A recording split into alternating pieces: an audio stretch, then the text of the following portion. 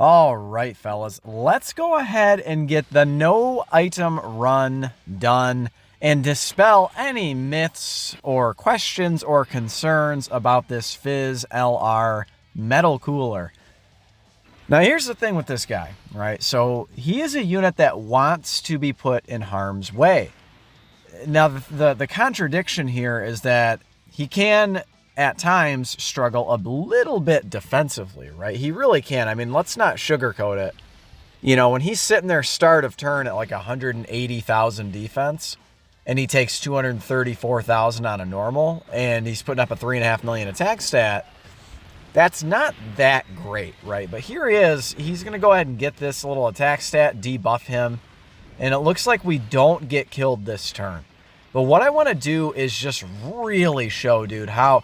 Dude, he can be so just incredible. He brings something to the table that no other unit in the game does. And I really want to highlight it here. And I feel like we do a good job of highlighting it in this video for sure. And here is Tech Cooler, by the way, just going ham. He is absolutely built for Super Battle Road, right? The triple super builds up very quickly. He's already fully built up at this point. So watch the next turn.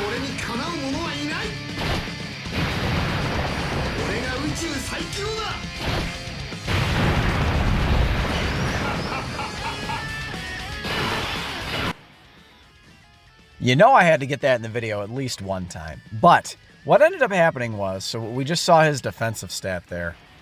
So the friend is a one duper, right? So you're sitting there at 2.25 basically defense, right? 225,000-ish defense. And I'm putting him in harm's way right here. So let's see what happens. 221, 177, now we're dead, right?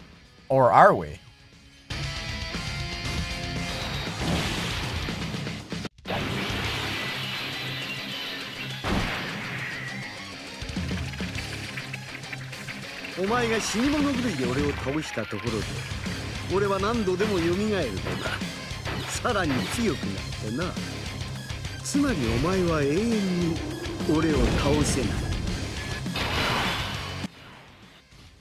So Metal Cooler has done one attack total, right? Between both Metal Coolers, he's done one attack total, and look at how much he's impacted the fight. We're at full health, turn 3, and our enemies have like no HP left, right?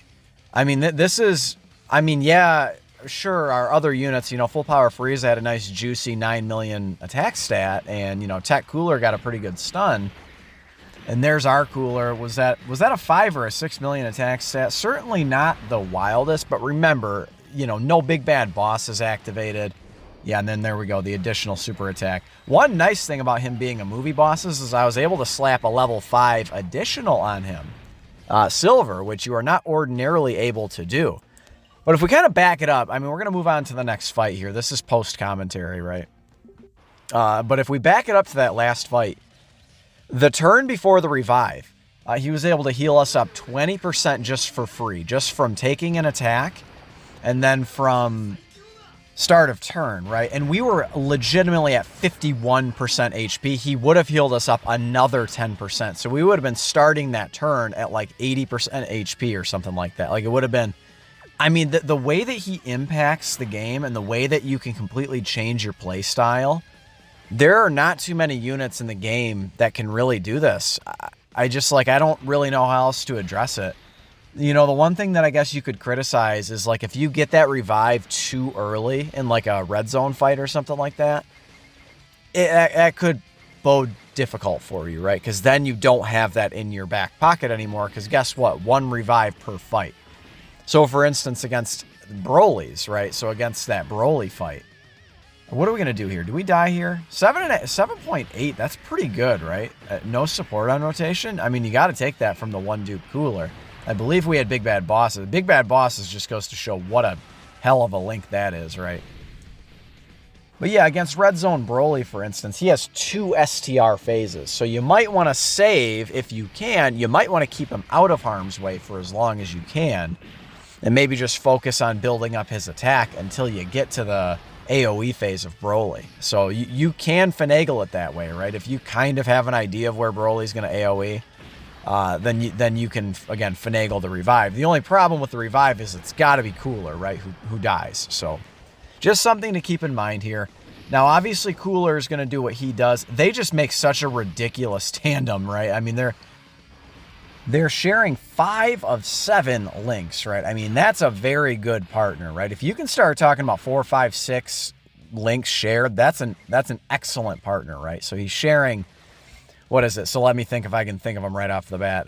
Legendary Power, Fierce Battle, Big Bad Bosses, Thirst for Conquest, Strongest Clan in Space, right? Yeah, 5 of 7. So they make a really, really good combo here. So here's the thing, is if we don't die here, I'm not really, like if we don't get the revive, I'm not really sweating it because we're going to build up Cooler, and he's going to heal back a lot of the damage we take, right? And AGL Frieza on the end there, he's taking nothing, even type disadvantage, right? Because of his passive, 90% damage reduction. Let's go ahead and see what happens here, right? So he's taking 85, 52, and then here we're dead.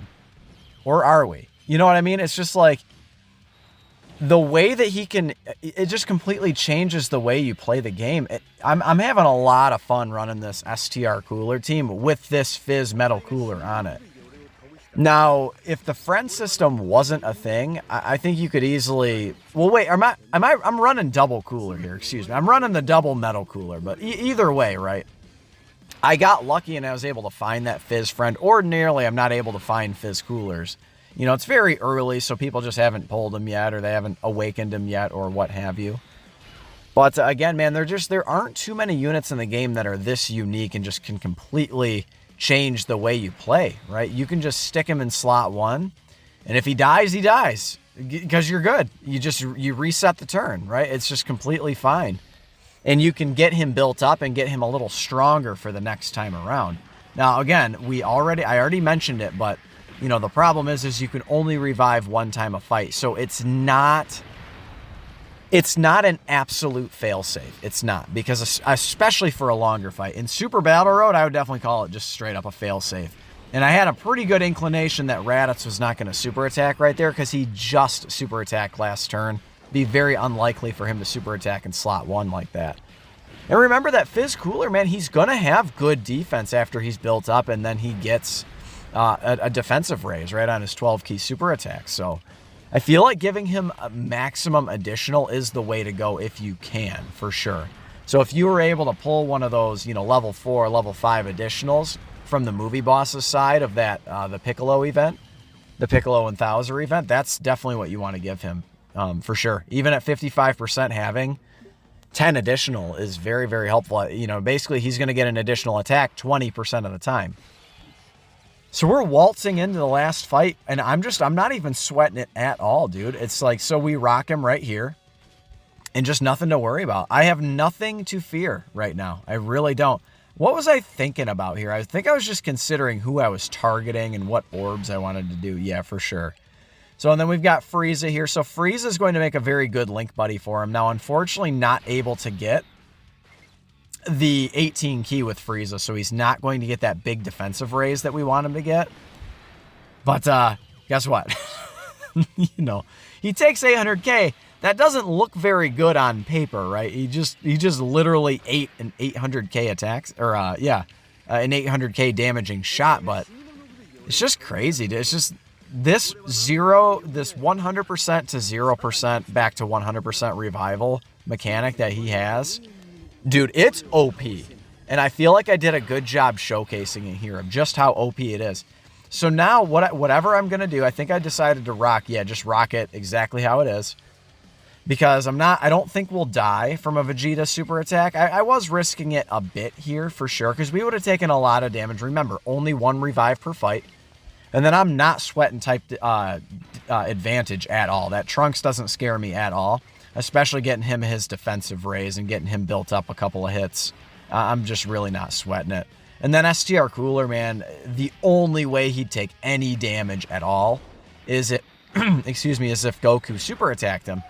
But Goku already super attacked last turn slot 1. It's rare. I mean, it can happen for sure. But it's rare that these Super Battle Road bosses super 2 turns in a row, unless it's like the single enemy, you know what I mean, at the end of some of these Super Battle Road stages. And let's not pretend that this Extreme Super Battle Road stage is just some walk in the park. Dude, this stage is tough. I mean, yes, you get 4 items, but with Cooler, you need 0. It's just on this team, dude, you need 0 items because he's giving you full. He's basically, what is it? It's basically, it's like a full Senzu Bean, or you can think of it just as a Ghost Usher, just like a reset. This is what it is. It's just like a reset turn. So I love what this Metal Cooler has to bring. And again, I don't want to just keep dumping on the Goku and Vegeta unit, but I like this Cooler a hell of a lot more than I like that Goku and Vegeta, man. That Goku and Vegeta is way, way, way too dependent on getting, like, double supers. Let's go ahead and get this active skill. Hold up.